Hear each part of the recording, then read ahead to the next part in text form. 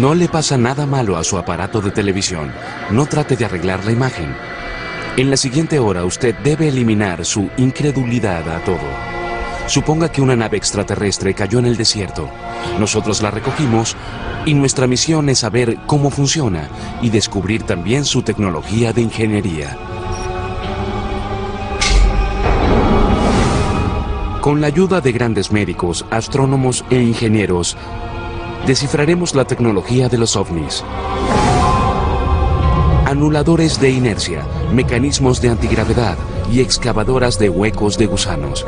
Quizá en el proceso descubramos los secretos del universo a través de la ingeniería extraterrestre.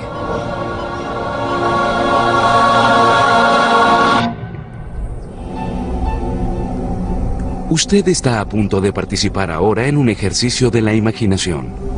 Prepárese.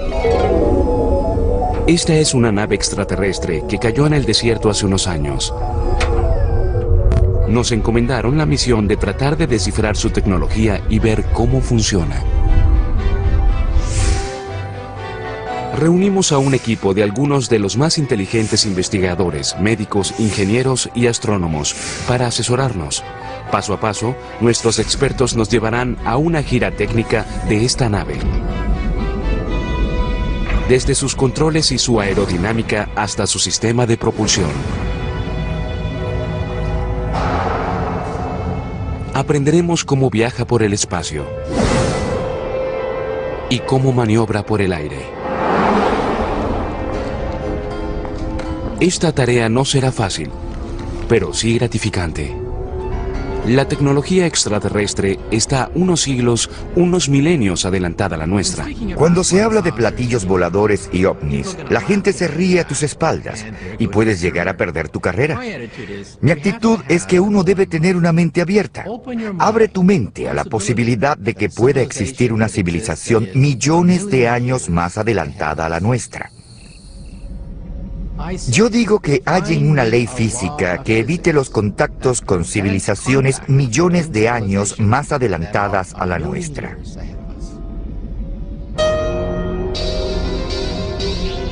No hay necesidad de convencernos a nosotros. Tenemos la prueba. Esta nave es como un examen robado de física avanzada. Empecemos con lo básico: la silueta y características de vuelo de la nave. Nuestros extraterrestres hicieron un platillo. ¿Tiene su forma alguna ventaja aerodinámica? Había muchas otras opciones. Al estudiar registros de avistamientos de ovnis en los últimos 50 años, era obvio que había más de un diseño. Al investigar avistamientos de ovnis, uno se da cuenta que hay muchos rasgos comunes en esos casos y que permanecen fieles en los distintos reportes. Lo primero es que al pensar en ovnis pensamos en un platillo volador, en la silueta de disco que suele ser de metal y brilla con el sol, y esa es quizá la forma más frecuente. Luego están los ovnis en forma de cigarro. Después, los avistamientos más populares son las luces en el cielo, los globos que brillan y que a veces van muy lento y otras muy rápido. Un triángulo o un boomerang son otras formas comunes de avistamientos. Como los extraterrestres podrían venir de todas partes de la galaxia, es sensato creer que tendrían distintos modelos y formas, como las que tenemos nosotros en nuestras naves. Cada una tiene su propia meta y características de manejo. Cuando se piensa en un avión ligero, las alas suelen tener generalmente bordes romos, pero cuando desarrollas altas velocidades, las alas deben tener bordes afilados. Para llegar a velocidades hipersónicas, no necesitas tener ninguna ala. Lo que la NASA está probando en estos momentos es básicamente algo que tiene la forma de una lámina voladora. La forma sí afecta la calidad aerodinámica de un objeto volador en nuestra atmósfera. Cuando uno piensa en aviones convencionales, la fuerza que suele actuar sobre ellos es la fuerza ascensional. Eso generalmente es hecho por alguna superficie a la que llamamos ala.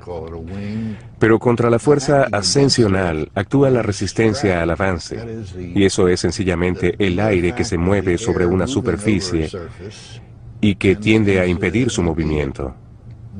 Por supuesto que eso hay que superarlo con algún tipo de propulsión hacia adelante o impulso que contrarresta la resistencia al avance. Muy pocos avistamientos mencionan alas, colas, motores de reacción o hélices. Pero un objeto que carezca de esas cosas puede aún así mantenerse en el aire. Hay un dicho que dice que con suficiente propulsión hasta un ladrillo puede volar. Y eso es verdad. Con suficiente propulsión, una nave puede llegar al espacio.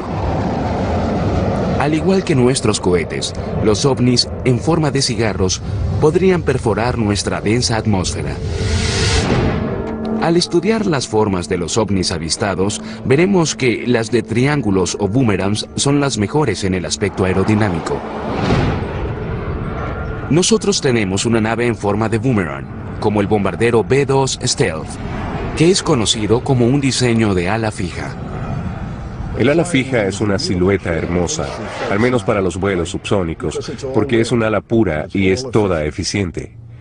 Cuando pones motores por fuera, cuando pones el fuselaje, la cola, un timón y ascensores, añades resistencia de aire. El ala fija no tiene eso. El ala en forma de boomerang surgió en la primera mitad del siglo XX. La compañía Northrop Aircraft diseñó incluso un bombardero de largo alcance con esa silueta en la Segunda Guerra Mundial.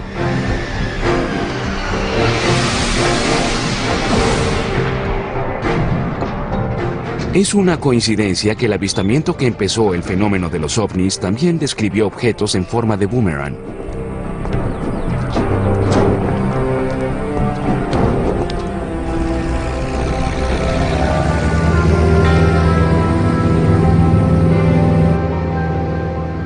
El 24 de junio de 1947, Kenneth Arnold, un piloto aficionado, volaba en un Cessna de un solo motor en las montañas Cascade, en el estado de Washington, cuando una luz llamó su atención.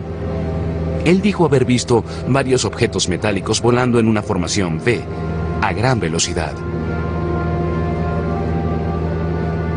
Arnold fue entrevistado tanto por la prensa como por el FBI y dio comienzo a la era moderna de los objetos voladores no identificados al decir que estos volaban como platillos saltando sobre el agua.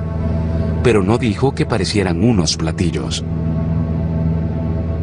Arnold hizo un dibujo para que alguien describiera su silueta y resultó que no era exactamente un platillo, pero ese término se popularizó. La comparación del dibujo de Arnold con un avión Stealth de la Fuerza Aérea Norteamericana revela algunas similitudes. Quizá a los extraterrestres que hicieron naves triangulares también les preocupaba la resistencia del aire en la atmósfera exterior. Claro que en el vacío del espacio no hay resistencia del aire. Al ver otras formas reportadas de ovnis, observamos que a los extraterrestres no les importaba en absoluto la resistencia del aire en nuestra atmósfera. De haberlo hecho, no habrían construido platillos voladores. Los platillos no son estables o fáciles de controlar, al menos para nosotros los humanos. No tienen ninguna superficie particular de control, como los alerones o aletas de un avión, para cambiar de dirección al subir o al girar. Así que es difícil ver por qué este es un diseño ventajoso para volar en cualquier atmósfera.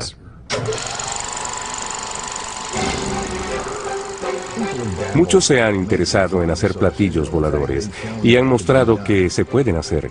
Por lo general tienen forma de platillos con un ventilador grande en el centro. Ellos despegan, vuelan y dan un buen espectáculo. Pero es un avión malo, una superficie muy ineficiente de elevación. Ellos obtienen la mayoría de su impulso del ventilador que sopla aire hacia abajo, casi como un helicóptero. En términos de eficiencia, está en el fondo de la escala en lo que se refiere a mecanismos de elevación. ¿Por qué los extraterrestres harían naves tan ineficientes en el aspecto aerodinámico? La verdad es que podían hacer naves con cualquier forma y éstas volarían gracias a su poderoso sistema de propulsión. Me parece que cuando uno piensa en las cosas que se han reportado, sus sistemas de propulsión deben ser tan poderosos que en realidad no importa qué forma tengan las naves. Estudiaremos más tarde la propulsión de la nave extraterrestre. Pero por ahora, tengamos en cuenta esto. En esta nave, lo aerodinámico es casi obsoleto. Quizá nuestros extraterrestres escogieron el modelo de platillo volador solo porque se ve muy bien. Si su sistema de propulsión es tan poderoso como creemos, ¿cómo sobreviven los extraterrestres a bordo a las fuerzas tan violentas de los cambios abruptos en velocidad que destrozarían a un ser humano? En otras palabras, en la nave debe haber un anulador de inercia. Ahora enviaremos a nuestro equipo para encontrarlo.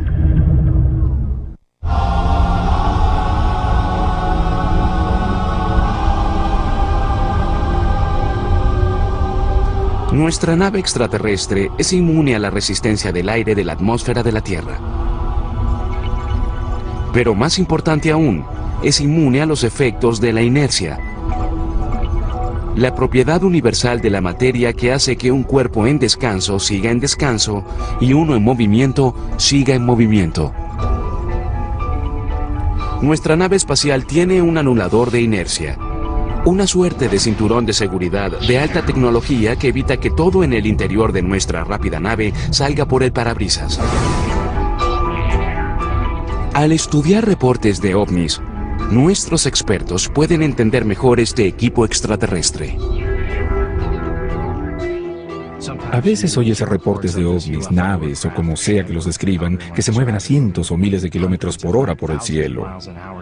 A veces giran a la derecha o suben o bajan, cosa que obviamente no ha logrado aún la raza humana. Les ofrecemos esto de los expedientes de ovnis de la Fuerza Aérea Norteamericana. El 6 de diciembre de 1962, en los minutos antes del amanecer, un bombardero B-29 lideró una misión de entrenamiento sobre el Golfo de México. De repente un objeto salió en el radar dirigiéndose al bombardero. Capitán, un demonio viene a 3.800. No, a 4.200 millas náuticas. Eso es casi 8.000 kilómetros por hora. Viene por el este, señor. Un tripulante fue a la ventana derecha de la cabina del piloto y vio una luz blanca y azul. Luego vio 4 señales más en la pantalla. Hay otro más que viene hacia acá. Señor, a esta distancia deben poder verlo. Estos también pasaron a más de 8.000 kilómetros por hora. ¿Qué fue eso? Luego uno de los objetos se separó y empezó a seguir al avión.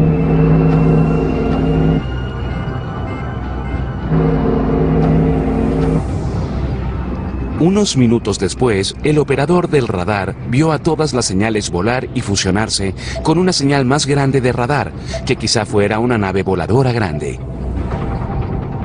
Esa nave nodriza grande arrancó luego a más de 16.000 kilómetros por hora.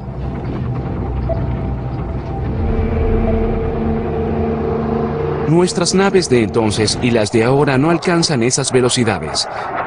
Y aunque pudieran hacerlo, moriríamos al ir tan rápido o al parar de repente o girar tan rápido.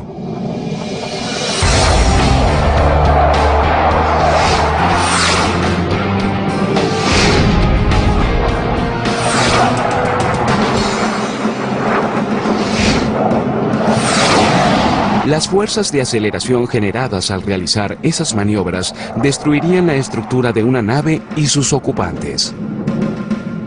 Cada vez que aceleras, desaceleras o giras, participa una fuerza, y si el movimiento es muy severo, entonces la fuerza debe ser muy severa.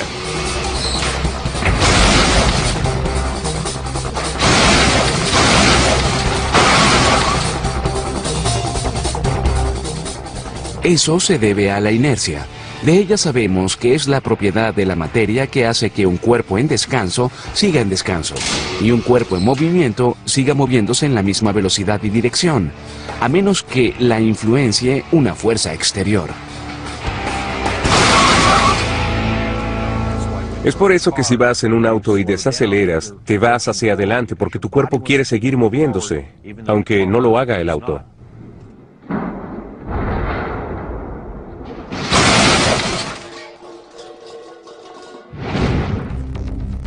Si la nave espacial viaja a más de 8.000 kilómetros por hora y se para de repente, la nave quizás se detenga. Pero los pilotos extraterrestres se moverán hacia adelante por la inercia. En otras palabras, si su cuerpo se parece al nuestro, se volverían unas manchas húmedas en el interior de la nave.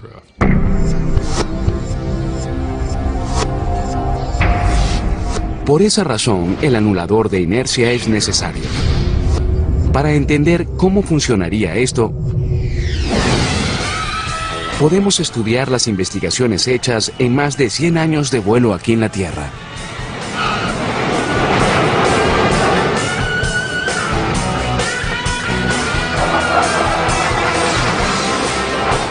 Las fuerzas de aceleración se miden en unidades de aceleración gravitacional o fuerzas G.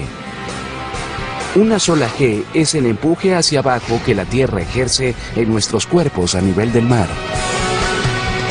Los pilotos de cazas y acrobacias llegan hasta 9 G durante ciertas maniobras. Subir en el avión genera G positivas. Eso da la sensación de que uno sea varias veces más pesado. Las caídas en picada y las paradas abruptas producen G negativas y una sensación de ingravidez, como una montaña rusa que baja por su primera caída grande. Pero alcanzar G altas no es como una atracción de un parque temático. De hecho, pueden ser mortales. Aquí en Lemoore, la base aérea naval de California, los pilotos pasean en una centrífuga humana para ver cuántas G positivas pueden aguantar. Bien, adelante. Sentirás el empuje gradual de fuerzas G ahora. Nuestra centrífuga, la góndola de aquí, va a 104 o a 110 kilómetros por hora, y eso no parece muy veloz, pero a medida que rota sobre ese brazo, produce altas fuerzas G hasta 15, aunque los humanos estamos limitados hasta 9 G. La meta del entrenamiento es educar a los pilotos sobre qué se siente al alcanzar fuerzas G en una situación controlada en un laboratorio. Con frecuencia los llevamos hasta el borde del G-Lock. El G-Lock es el término técnico de inconsciencia gracias a la gravedad, causada por el drenaje de sangre en el cerebro. Las pruebas ayudan a los pilotos a ver cómo ataca el G-Lock para evitarlo después cuando vuelen de verdad. Si no se previene, el G-Lock puede hacer que un piloto se desmaye. Después morirían por falta de oxígeno o al estrellarse el avión. Lo que pasa es que en ciertos momentos la sangre no puede circular por todo tu cuerpo. Las fuerzas son tan grandes que la sangre es empujada hasta tus piernas. Un astronauta robusto puede sobrevivir 10 G. Más allá de eso, partes de tu cuerpo son literalmente despedazadas por las fuerzas G.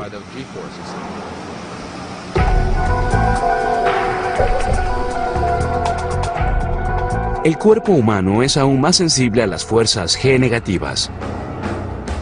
Sabemos mucho de la forma en que las fuerzas G negativas afectan al cuerpo gracias a hombres como el Dr. John Stapp. Él trabajó en la Fuerza Aérea como su propio conejillo de Indias. Se montaba en trineos de cohetes y se lanzaba por una pista grande y era detenido instantáneamente. Eso generaba muchas fuerzas negativas G. En una prueba en 1964, Stapp llegó a la velocidad de 1017 kilómetros antes de detenerse en menos de 2 segundos.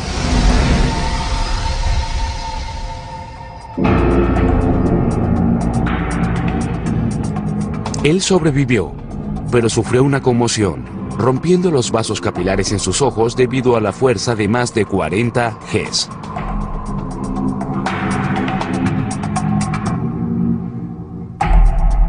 La experiencia de Stapp hizo que desde los asientos eyectores hasta los cinturones de seguridad fueran más seguros, Aunque esas pruebas son severas, no producen las fuerzas G que causarían un paseo en un ovni. Si un platillo volara a la velocidad de la luz e hiciera un giro a la derecha en una décima de segundo, la aceleración sentida sería de 300 G, que bastaría para destruirlo todo, cualquier material conocido y todo lo que haya dentro. Pero esa maniobra sería nada para un ovni. Algunos informes indican objetos que pasaron de 0 a 14.500 kilómetros por hora en forma casi instantánea.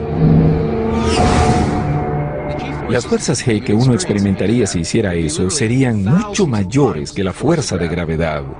Y sería mucho mayor que lo que sufrirías si estuvieras en un avión que cayera al suelo. Nuestra nave tiene un anulador de inercia, porque al solo pisar a fondo el acelerador, crea más fuerzas G que la caída de un avión. Así que, ¿cómo funciona eso?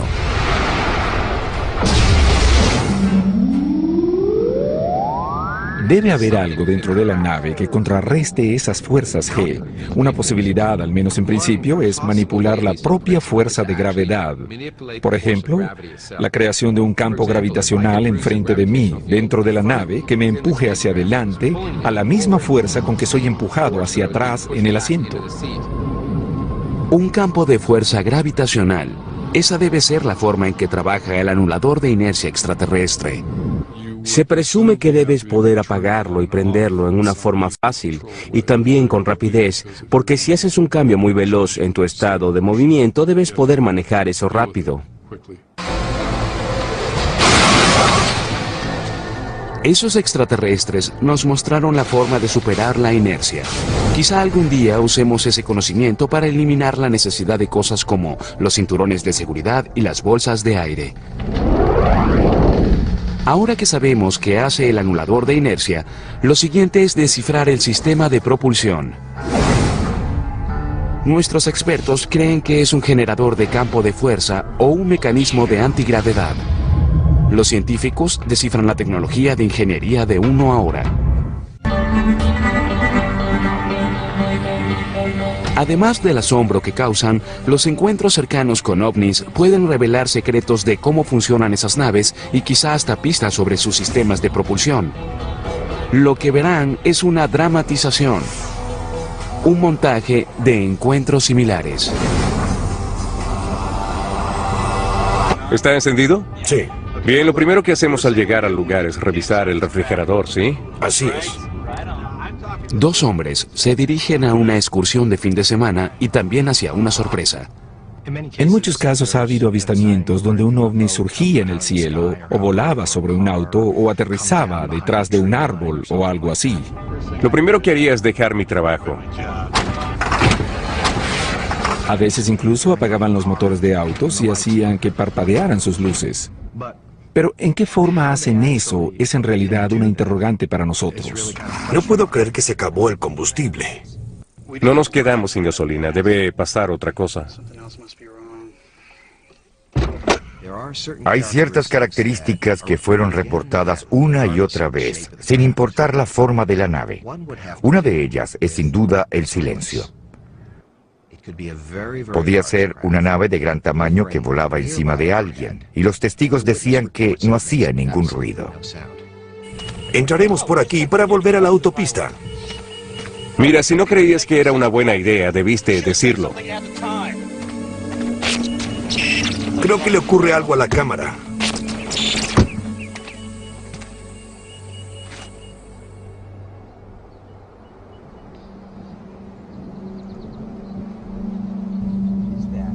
¿Qué es eso? ¿Qué diablos es eso?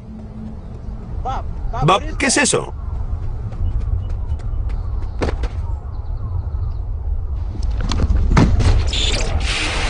Igual que lo acaban de ver, nuestra nave extraterrestre puede volar en silencio. Y también la energía producida por su sistema de propulsión afecta a cosas eléctricas. La nave usa la antigravedad, o un generador de campo de fuerza, como su sistema de propulsión. Nuestros ingenieros tratan de determinar cuál de esos dispositivos usa la nave. Quizá los extraterrestres hallaron una forma de apagar en silencio a la gravedad. En algún lugar de la nave debe haber un mecanismo de antigravedad que niega la atracción natural que la Tierra ejerce sobre las demás cosas. Pero, ¿qué es la gravedad? Para eso debemos recurrir a la pizarra. Hay 4 fuerzas conocidas: el electromagnetismo, las fuerzas nucleares fuertes y débiles, y la gravedad. La gravedad es la más enigmática. Es irónico que sea la que conocemos más y que sea la más débil de las 4. Si uno dice que no entiende bien la gravedad, entonces está en buena compañía, porque creo que ni los mejores científicos entienden la gravedad aún. E es igual a mc al cuadrado, en la que la energía es en parte igual a la masa, multiplicada por el cuadrado de la velocidad de la luz. Albert Einstein, cuando trabajaba en la oficina de patentes, revolucionó nuestro entendimiento de cómo funciona el universo con sus teorías generales y especiales de la relatividad. En la de la relatividad general, Einstein dijo que la gravedad es el resultado de la curvatura del espacio causada por la energía y la masa. La gravedad es nuestra experiencia de esa curvatura producida por la masa de la Tierra. ¿Podría este dispositivo ser un mecanismo de antigravedad? Los humanos nos esforzamos por crear mecanismos de antigravedad. Hasta ahora ninguno ha funcionado. Y la mayoría de los físicos dicen que es imposible. En este momento, debo decir que no lo sé. Hasta ahora la gravedad es algo que actúa sobre nosotros, y nosotros no actuamos sobre ella. El que no manipulemos aún la gravedad no significa que los extraterrestres no lo hagan. Pero un mecanismo de antigravedad no es la única forma de que los extraterrestres eviten la gravedad. Un generador de campo de fuerza también le permitiría a un platillo superar la gravedad. Si no manipula la gravedad, quizá usa una de las 4 fuerzas conocidas de propulsión y levitación. Quizá usa la fuerza exótica que mantiene a las fotografías pegadas al refrigerador. En cualquier punto del espacio alrededor de un magneto hay un campo de fuerza llamado campo magnético. Todo magneto permanente tiene un polo norte y sur. Los polos opuestos se atraen entre sí y sus campos de fuerza los mantienen unidos. Los polos idénticos se repelen. Y dentro de ciertos parámetros, esa fuerza supera la gravedad. Los electrones que se mueven por un rollo de cables también producen un campo magnético. Si quieres crear un magneto fuerte, haces lo que hacíamos en segundo grado, o sea, crear un rollo de cables. Luego le pasas una corriente eléctrica y pruebas que es un electromagneto haciendo que atraiga un alfiler u otro objeto. Hoy usamos electromagnetos para crear propulsión. Un tren maglev usa electromagnetos opuestos para levitar un tren e impulsarlo por una pista.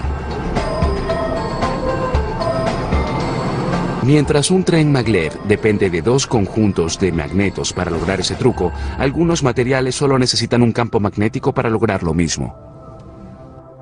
Este es un puck de hockey de óxido de itrio, bario y cobre. Este es uno de los superconductores de alta temperatura descubierto hace unos 20 años. Si lo ponemos en nitrógeno líquido para enfriarlo, se vuelve superconductor y sus propiedades cambian dramáticamente. Cuando esto se enfría lo suficiente, se vuelve un superconductor. Luego levitará encima de esta pista hecha de magnetos de neodimio, acero y boro. Este superconductor superfabuloso es diamagnético. Expulsa al campo magnético. Este es empujado contra la gravedad mientras trata de expulsar al campo magnético fuera de él mismo. Otra forma, por ejemplo, en que podemos usar campos magnéticos para contrarrestar las fuerzas de gravedad es levitando cualquier cosa que contenga agua, porque el agua es diamagnética y busca repeler campos magnéticos. Ella en verdad quiere dejar el campo magnético. Hay seres vivos que pueden ser diamagnéticos, como los sapos.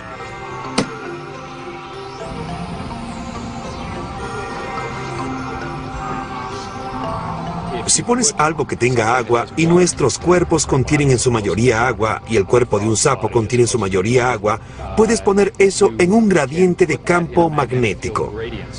Así tendrás un campo fuerte allí y uno más débil ahí, y el más débil estará aquí arriba, y el objeto con agua se moverá hacia los campos magnéticos más débiles. Así que al configurar bien tu experimento, puedes hacer levitar el sapo. Puedes hacer que un ser humano levite porque tenemos mucha agua.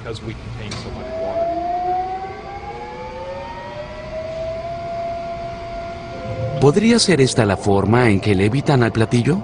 ¿Estará la nave hecha de algún material diamagnético? En principio, los campos magnéticos pueden ser usados para impulsar una nave por el aire. Y es natural que al ver la historia de los ovnis se piense en campos magnéticos. El experimento de levitación con la rana funciona porque hay un imán grande justo debajo del sapo. Y así es como podemos hacer que la fuerza magnética sea igual y opuesta a la fuerza gravitacional. Si los ovnis usaban levitación magnética, no solo notaríamos al ovni, sino también al imán grande que arrastrarían por debajo del platillo. Así que no creo que eso sería lo que usaban ellos. La nave extraterrestre no vuela sobre un imán grande, pero la propia Tierra genera un campo magnético.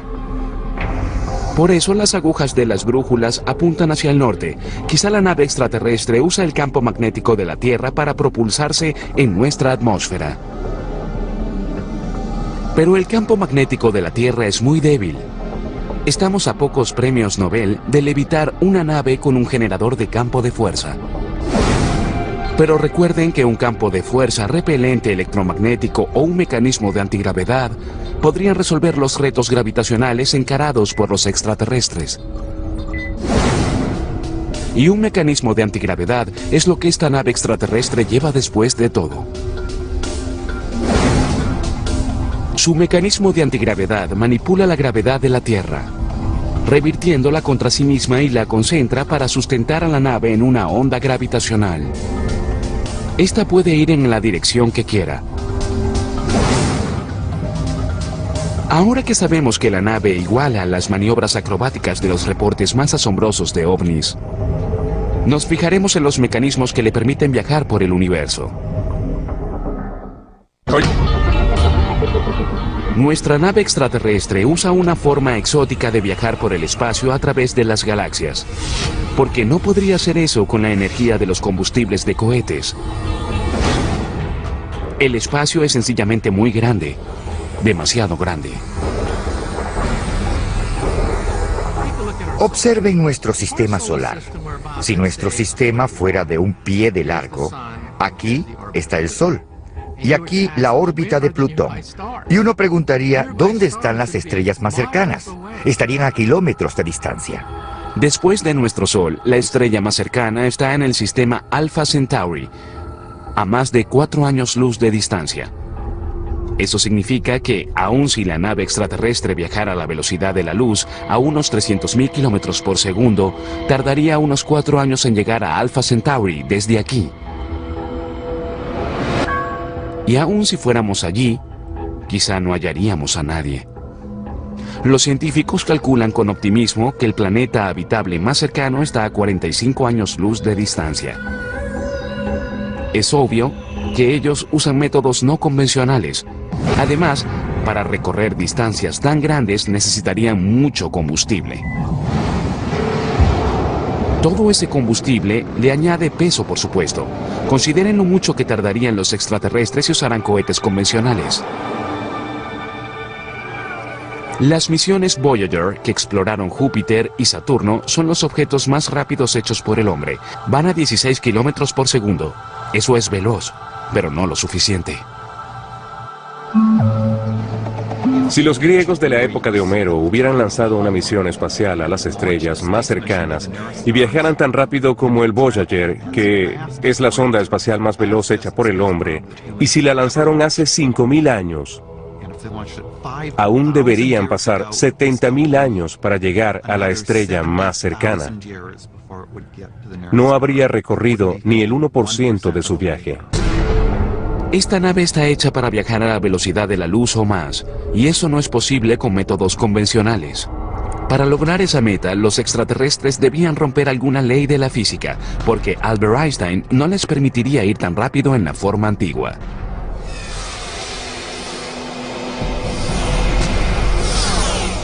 A principios del siglo XX, Albert Einstein ofreció una nueva forma de entender al universo con sus teorías generales y especiales de la relatividad.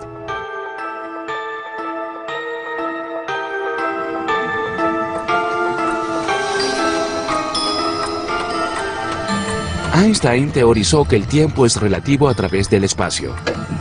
Es viscoso y flexible. Uno de los raros efectos secundarios de viajar cerca de la velocidad de la luz es algo conocido como dilación del tiempo. Según Einstein, mientras más te acerques a la velocidad de la luz, más lento irán los relojes de tu nave. Así que el tiempo se le pasa a uno más lento. Por eso si tienes a alguien acercándose a un 80 o 90% de la velocidad de la luz, el tiempo para él pasaría muy lento. Si lanzamos un cohete de la Tierra en un viaje de ida y vuelta a Alpha Centauri, viajando cerca de la velocidad de la luz, pasarían años en la Tierra antes que volviera a esa misión. Pero en la nave espacial solo habrían pasado unas semanas. La tripulación solo habría envejecido unas semanas, y el generador de vuelo indicaría que fue un viaje corto. No es ciencia ficción, es cierto. Podemos probarlo en laboratorios no avanzados de física en todo el mundo y funciona. Es cierto que los relojes sí irían más despacio para un observador que vea a alguien viajando cerca de la velocidad de la luz. Esto es grandioso, pero también es un problema si una nave hace un viaje de regreso y tarda 5 años en terminarlo, pero llega 50.000 años más tarde a su base.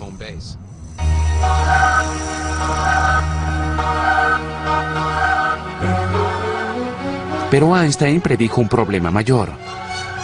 Nuestra nave solo puede ir hasta cierta velocidad antes de toparse con Einstein, el mejor policía galáctico.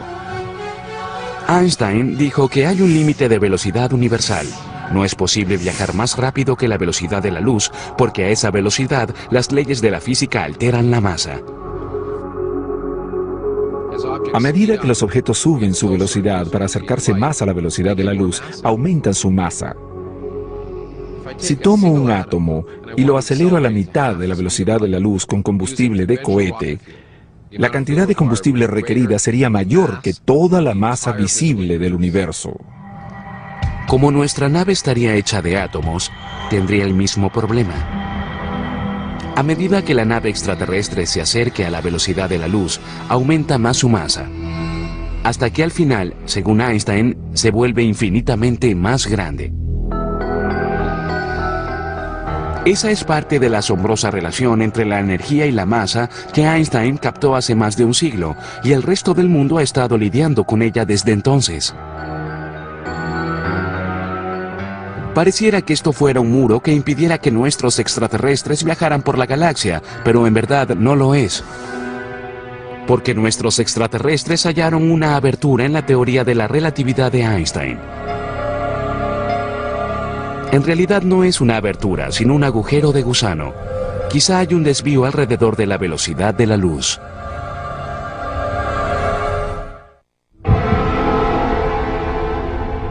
Nuestro equipo analiza el exterior de nuestra nave extraterrestre mientras también lucha para entender cómo funcionan sus mecanismos interiores. Pero nuestros técnicos hicieron un gran hallazgo. Entraron en lo que llamaríamos el sistema de guía computarizado. Parece que ellos tienen un mapa del universo. Esto podría ser un verdadero avance. Al contrario de lo que aprendimos en sexto grado, la distancia más corta entre dos puntos no es necesariamente una recta. Para empezar a entender lo que hacen los extraterrestres, debemos consultar de nuevo a Einstein y sus teorías sobre la gravedad. Einstein vio que la masa y el espacio, la materia y el espacio están conectados en el sentido de que puedes explicar la gravedad diciendo que la masa distorsiona al espacio y que ejerce una fuerza sobre él. El espacio está curvado en la vecindad de la materia y los planetas siguen el camino más corto en la superficie curveada del espacio. Así que los objetos masivos tuercen al propio espacio.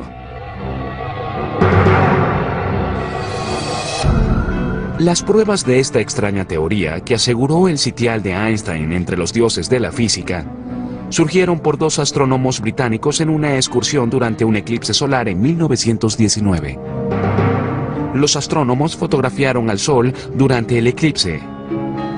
En la oscuridad, mientras la Luna oculta el Sol, se pueden ver las estrellas cerca del Sol. Pero Einstein creía que algunas estrellas detrás del Sol también serían visibles. Él predijo que su luz sería curveada por la inmensa gravedad alrededor del Sol, y por lo tanto serían visibles para nosotros más allá de su borde. Él calculó la cantidad por la que se curvearía, y en 1919 unos astrónomos vieron un eclipse de Sol y verificaron que su predicción era correcta, y así Einstein se volvió famoso. Como la gravedad tuerce el espacio, quizá los extraterrestres usaron ese fenómeno para volar a chorro por la galaxia. Este artefacto parece que es un mecanismo de velocidad de la luz. Si pudieras manipular al espacio, podrías expandirlo detrás de ti y contraerlo enfrente de ti. Y podrías construir un mecanismo de velocidad de la luz que tuerce el espacio al manipularlo enfrente y detrás de ti. Y al hacer eso, parece que ir de un sitio a otro se hace más rápido que la velocidad de la luz. Al contraer el tiempo espacial enfrente de ella, mientras expande el tiempo espacial por detrás, la nave extraterrestre se impulsaría como una bala que sale de un rifle. Y aún mejor, los relojes adentro irían a la misma velocidad que los de afuera. Eso es quizá lo más sorprendente. Iría en un bolsillo de espacio ordinario que no sentiría los efectos relativos de su alta velocidad. Como nuestros ingenieros entraron en las computadoras extraterrestres, aprendemos mucho más de la función de la nave. Al lado del mecanismo de velocidad de la luz hay un dispositivo más sofisticado.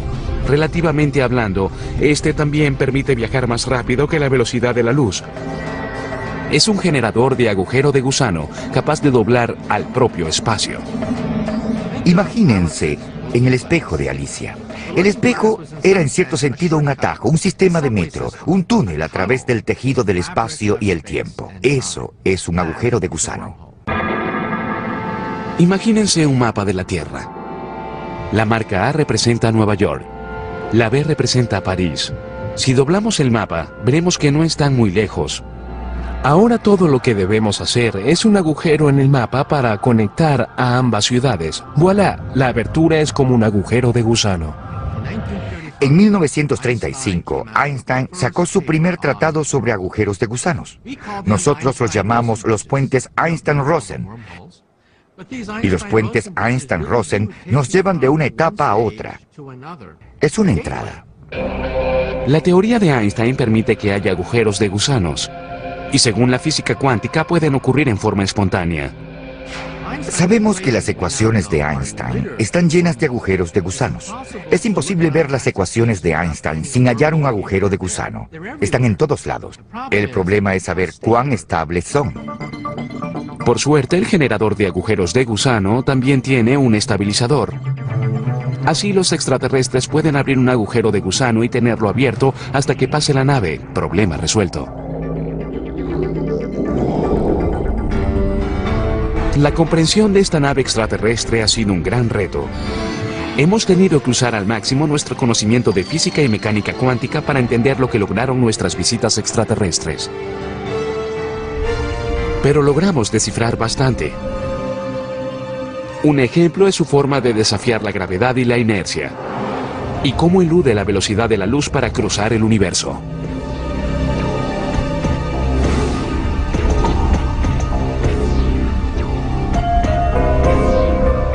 El próximo reto es usar este conocimiento para crear máquinas para viajar por el espacio y el tiempo. Y ver a los extraterrestres en su terreno, no como estudiantes u objetos, sino de igual a igual.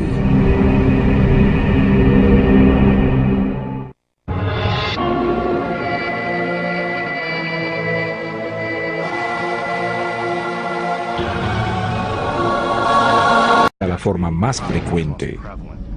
Luego están los ovnis en forma de cigarro. Después, los avistamientos más populares son las luces en el cielo, los globos que brillan y que a veces van muy lento y otras muy rápido. Un triángulo o un boomerang son otras formas comunes de avistamientos. Como los extraterrestres podrían venir de todas partes de la galaxia, es sensato creer que tendrían distintos modelos y formas, como las que tenemos nosotros en nuestras naves. Cada una tiene su propia meta y características de manejo. Cuando se piensa en un avión ligero, las alas suelen tener generalmente bordes romos, pero cuando desarrollas altas velocidades, las alas deben tener bordes afilados. Para llegar a velocidades hipersónicas, no necesitas tener ninguna ala. Lo que la NASA está probando en estos momentos es básicamente algo que tiene la forma de una lámina voladora. La forma sí afecta la calidad aerodinámica de un objeto volador en nuestra atmósfera. Cuando uno piensa en aviones convencionales, la fuerza que suele actuar sobre ellos es la fuerza ascensional. Eso generalmente es hecho por alguna superficie a la que llamamos ala. Pero contra la fuerza ascensional actúa la resistencia al avance, y eso es sencillamente el aire que se mueve sobre una superficie y que tiende a impedir su movimiento. Por supuesto que eso hay que superarlo con algún tipo de propulsión hacia adelante o impulso que contrarresta la resistencia al avance. Muy pocos avistamientos mencionan alas, colas, motores de reacción o hélices. Pero un objeto que carezca de esas cosas puede aún así mantenerse en el aire. Hay un dicho que dice que con suficiente propulsión hasta un ladrillo puede volar. Y eso es verdad. Con suficiente propulsión, una nave puede llegar al espacio. Al igual que nuestros cohetes, los ovnis, en forma de cigarros, podrían perforar nuestra densa atmósfera.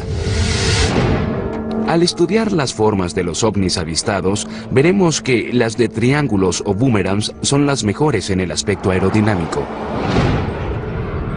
Nosotros tenemos una nave en forma de boomerang, como el bombardero B-2 Stealth, que es conocido como un diseño de ala fija.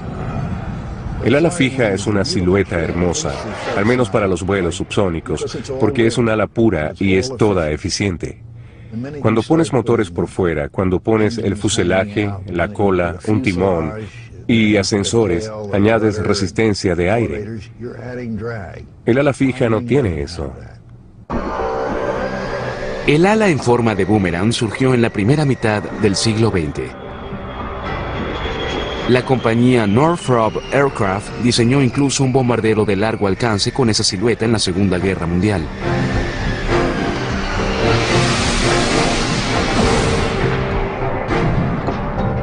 Es una coincidencia que el avistamiento que empezó el fenómeno de los ovnis también describió objetos en forma de boomerang. Velocidad que destrozarían a un ser humano. En otras palabras, en la nave debe haber un anulador de inercia.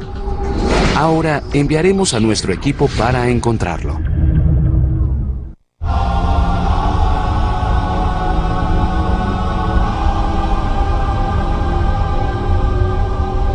Nuestra nave extraterrestre es inmune a la resistencia del aire de la atmósfera de la Tierra.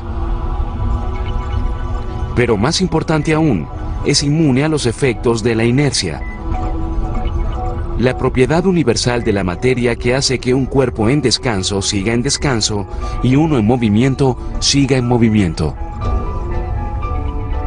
Nuestra nave espacial tiene un anulador de inercia, una suerte de cinturón de seguridad de alta tecnología que evita que todo en el interior de nuestra rápida nave salga por el parabrisas. Al estudiar reportes de ovnis, nuestros expertos pueden entender mejor este equipo extraterrestre. A veces oyes reportes de ovnis, naves o como sea que los describan, que se mueven a cientos o miles de kilómetros por hora por el cielo. A veces giran a la derecha o suben o bajan, cosa que obviamente no ha logrado aún la raza humana. Les ofrecemos esto de los expedientes de ovnis de la Fuerza Aérea Norteamericana. El 6 de diciembre de 1962, en los minutos antes del amanecer, un bombardero B-29 lideró una misión de entrenamiento sobre el Golfo de México. De repente un objeto salió en el radar dirigiéndose al bombardero. Capitán, un demonio viene a 3.800. No, a 4.200 millas náuticas. Eso es casi 8.000 kilómetros por hora. Viene por el este, señor. Un tripulante fue a la ventana derecha de la cabina del piloto y vio una luz blanca y azul. Luego vio 4 señales más en la pantalla. Hay otro más que viene hacia acá. Señor, a esta distancia deben poder verlo. Estos también pasaron a más de 8.000 kilómetros por hora. ¿Qué fue eso? Luego uno de los objetos se separó y empezó a seguir al avión.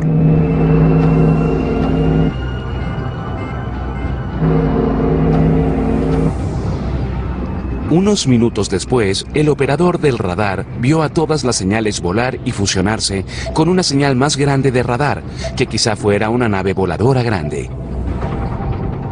Esa nave nodriza grande arrancó luego a más de 16.000 kilómetros por hora.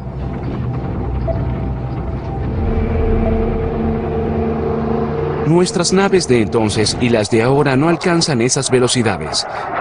Y aunque pudieran hacerlo, moriríamos al ir tan rápido, o al parar de repente, o girar tan rápido.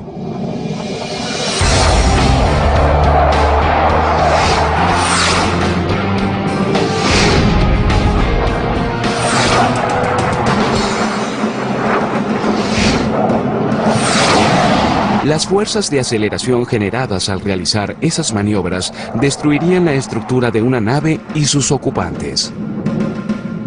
Cada vez que aceleras, desaceleras o giras,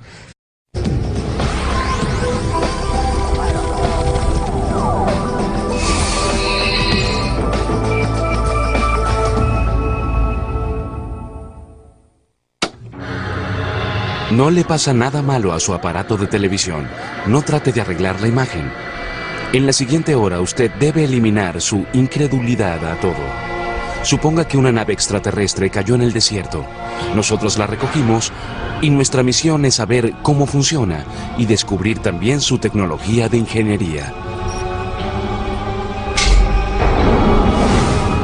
Con la ayuda de grandes médicos, astrónomos e ingenieros, descifraremos la tecnología de los ovnis. Anuladores de inercia, mecanismos de antigravedad y excavadoras de huecos de gusanos. Quizá en el proceso descubramos los secretos del universo a través de la ingeniería extraterrestre.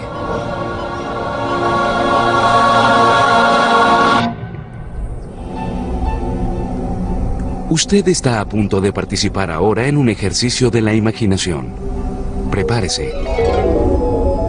Esta es una nave extraterrestre que cayó en el desierto hace unos años.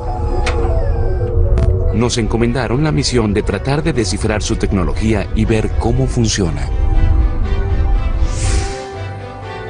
Reunimos a un equipo de algunos de los más inteligentes investigadores, médicos, ingenieros y astrónomos para asesorarnos.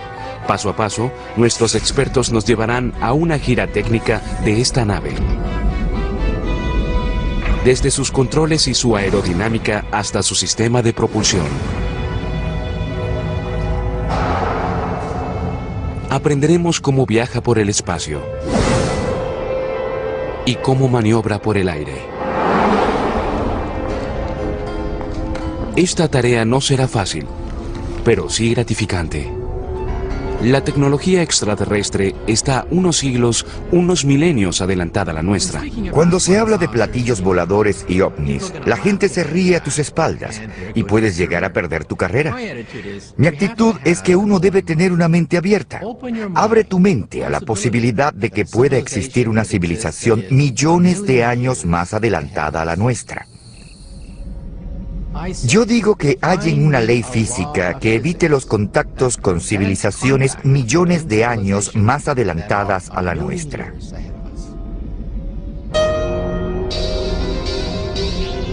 No hay necesidad de convencernos a nosotros. Tenemos la prueba. Esta nave es como un examen robado de física avanzada. Empecemos con lo básico, la silueta y características de vuelo de la nave. Nuestros extraterrestres hicieron un platillo. ¿Tiene su forma alguna ventaja aerodinámica? Había muchas otras opciones. Al estudiar registros de avistamientos de ovnis en los últimos 50 años, era obvio que había más de un diseño. Al investigar avistamientos de ovnis, uno se da cuenta que hay muchos rasgos comunes en esos casos y que permanecen fieles en los distintos reportes. Lo primero es que al pensar en ovnis pensamos en un platillo volador en la silueta de disco que suele ser de metal y brilla con el sol, y esa es quizá.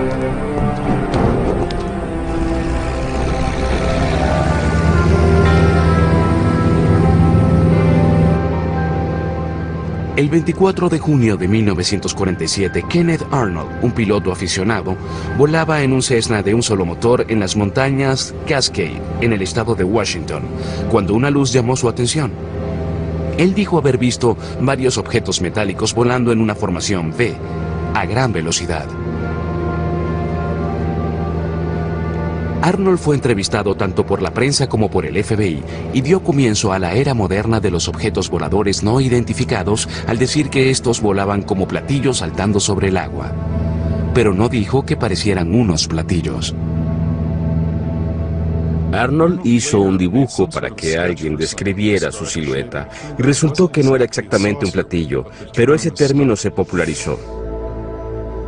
La comparación del dibujo de Arnold con un avión stealth de la Fuerza Aérea Norteamericana revela algunas similitudes. Quizá a los extraterrestres que hicieron naves triangulares también les preocupaba la resistencia del aire en la atmósfera exterior. Claro que en el vacío del espacio no hay resistencia del aire. Al ver otras formas reportadas de ovnis, observamos que a los extraterrestres no les importaba en absoluto la resistencia del aire en nuestra atmósfera. De haberlo hecho, no habrían construido platillos voladores. Los platillos no son estables o fáciles de controlar. Al menos para nosotros los humanos. No tienen ninguna superficie particular de control, como los alerones o aletas de un avión, para cambiar de dirección al subir o al girar. Así que es difícil ver por qué este es un diseño ventajoso para volar en cualquier atmósfera.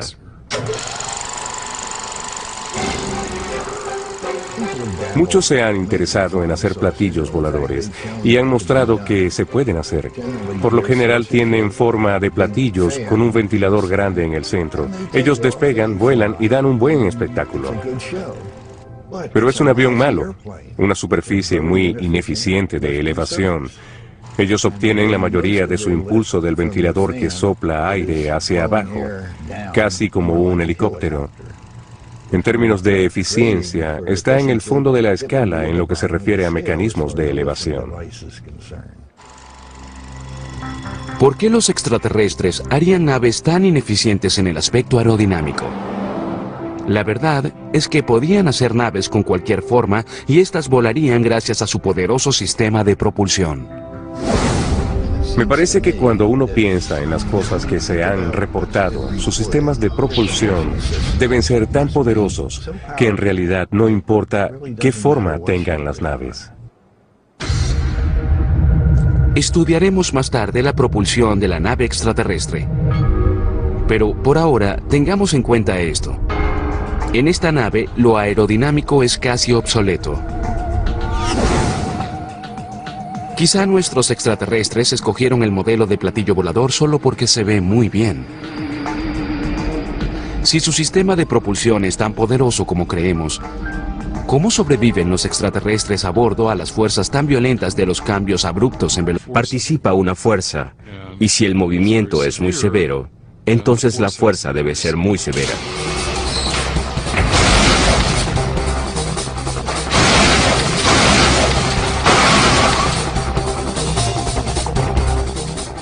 Eso se debe a la inercia. De ella sabemos que es la propiedad de la materia que hace que un cuerpo en descanso siga en descanso y un cuerpo en movimiento siga moviéndose en la misma velocidad y dirección, a menos que la influencie una fuerza exterior. Es por eso que si vas en un auto y desaceleras, te vas hacia adelante porque tu cuerpo quiere seguir moviéndose, aunque no lo haga el auto.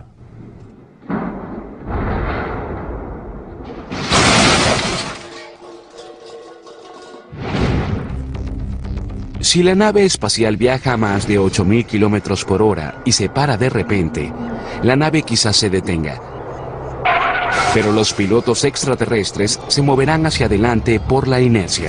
En otras palabras, si su cuerpo se parece al nuestro, se volverían unas manchas húmedas en el interior de la nave.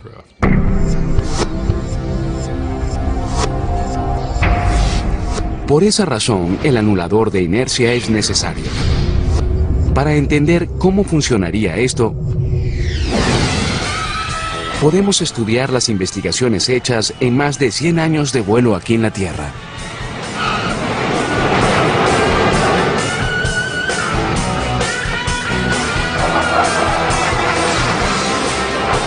Las fuerzas de aceleración se miden en unidades de aceleración gravitacional o fuerzas G. Una sola G es el empuje hacia abajo que la Tierra ejerce en nuestros cuerpos a nivel del mar. Los pilotos de cazas y acrobacias llegan hasta 9 G durante ciertas maniobras. Subir en el avión genera G positivas. Eso da la sensación de que uno sea varias veces más pesado. Las caídas en picada y las paradas abruptas producen G negativas y una sensación de ingravidez, como una montaña rusa que baja por su primera caída grande. Pero alcanzar G altas no es como una atracción de un parque temático. De hecho, pueden ser mortales. Aquí en Lemoore, la base aérea naval de California, los pilotos pasean en una centrífuga humana para ver cuántas G positivas pueden aguantar. Bien, adelante. Sentirás el empuje gradual de fuerzas G ahora. Nuestra centrífuga, la góndola de aquí, va a 104 o a 110 kilómetros por hora. Y eso no parece muy veloz, pero a medida que rota sobre ese brazo, produce altas fuerzas G hasta 15, aunque los humanos estamos limitados hasta 9 G. La meta del entrenamiento es educar a los pilotos sobre qué se siente al alcanzar fuerzas G en una situación controlada en un laboratorio. Con frecuencia los llevamos hasta el borde del G-Lock. El G-Lock es el término técnico de inconsciencia gracias a la gravedad, causada por el drenaje de sangre en el cerebro.